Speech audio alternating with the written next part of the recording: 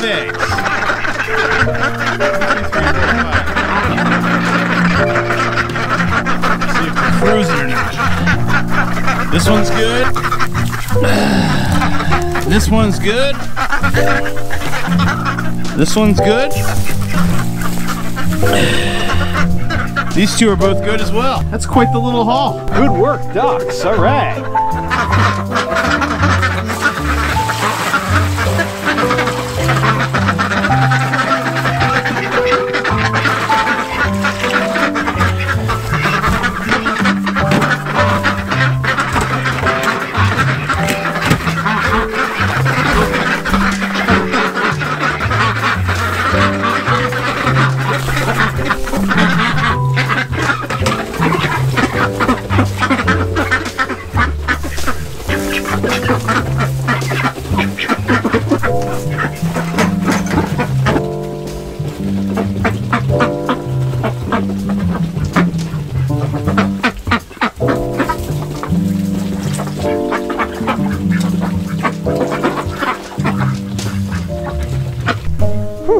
Would you look at that sunrise? It just makes you feel lucky to be alive.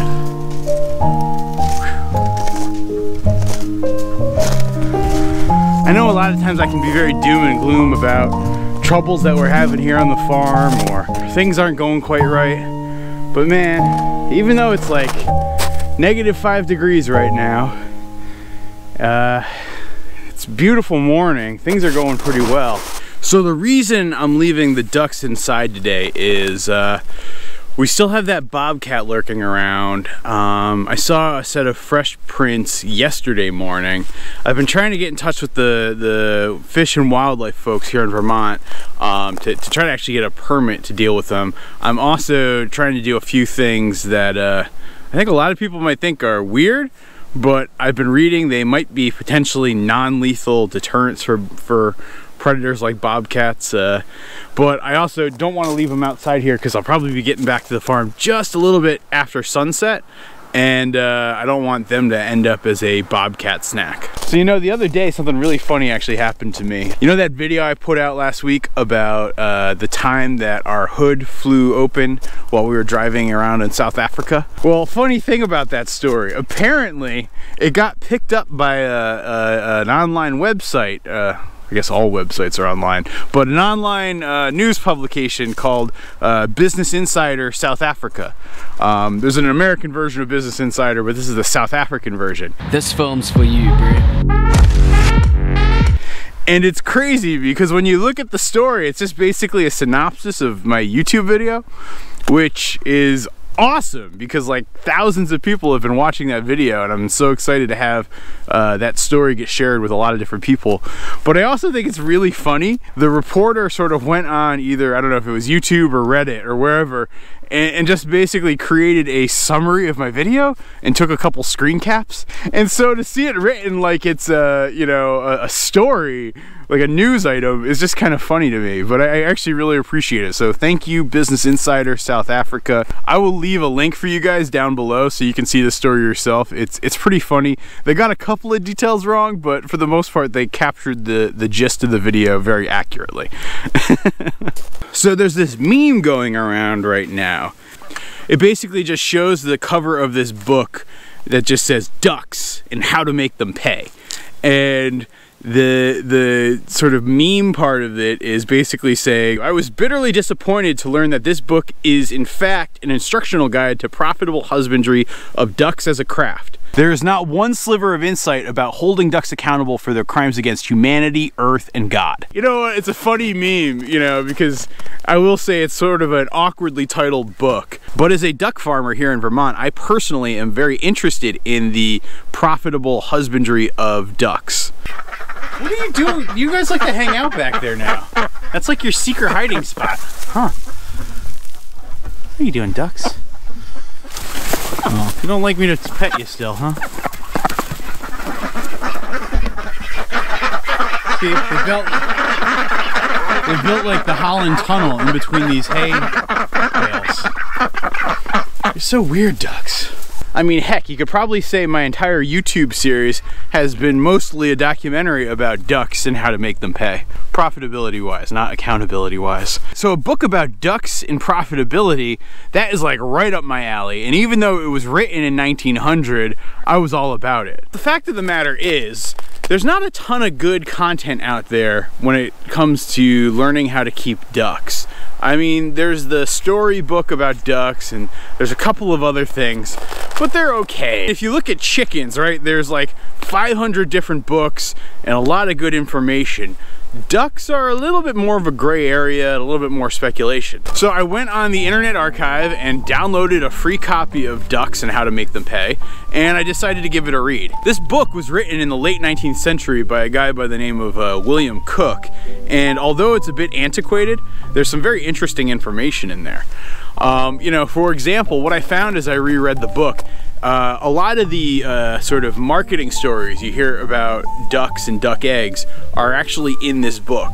So the idea that duck eggs are more nutritious, the idea that duck eggs make baking things all the better, all that stuff is actually in this book. And so to hear people say it today and see the lineage traced back to this book is kind of impressive to me. I think it also might argue that that is a universal truth. Beyond that though, there is a fair amount of quackery.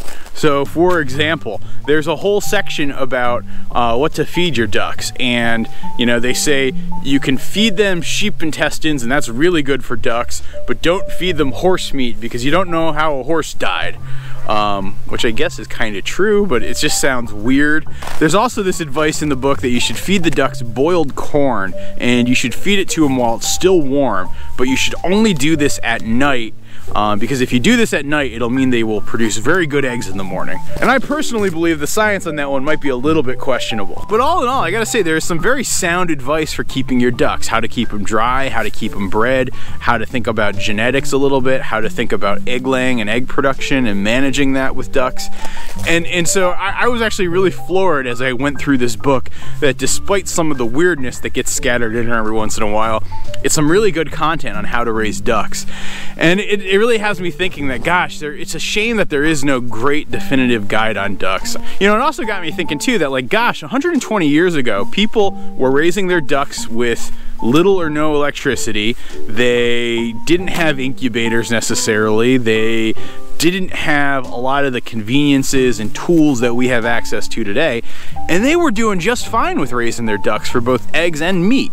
And so as I'm thinking about the struggles I'm having right now here of trying to raise ducks in the middle of the winter and grappling with predators and grappling with freezing water and grappling with things, you know what? It really isn't that hard in the grand scheme of things. There are so many more things in life that are harder, and if you look back 120 years or so ago, people were doing it and it was a lot more difficult back then, and they were doing just fine as well. If you guys want to read this book, and it's a bit dry, and unless you really care about ducks, you're gonna find it awful. I'll leave a link down below to where you can get it for free. And though I will say at some point I want to figure out a way to make ducks pay, because right now as we're doing our ducks, you know, we're getting more and more eggs. Like you just saw, we had 5 good ones this morning, but particularly in winter it's hard to catch that product before it freezes. I know that my ducks are going to really start to ramp up into full production as I get into later March and into April, and once I hit that point I'm going to start selling these eggs. I'm trying to figure out a process for doing that right now. I have a farmer's market lined up for the summer. I have been talking to a co-op a little bit, but it turns out that I'm not doing enough eggs to supply their needs. So I don't know, I'm trying to figure out the best path here. If folks have suggestions down below, let me know. I think there's going to be a lot of folks out there who might be interested in khaki Campbell ducks, and you know, there's not a lot of khaki Campbell ducks that are grown here locally in Vermont. So I might also start selling ducklings and fertilized duck eggs to people in the area here so they can get their own local ducks. Because when I think about that ordeal I went through to get the ducks here and how they were shipped all the way from California, you know, I think I'd love to be doing something a little bit more on a local level. So time will tell on that one. Oh boy. Everybody's eating and had their fill and taken their bath and made a mess in the water, and now they're just sort of hanging out. That's really good to see. Why do you guys like it in here so much? like this little hut. It's so weird.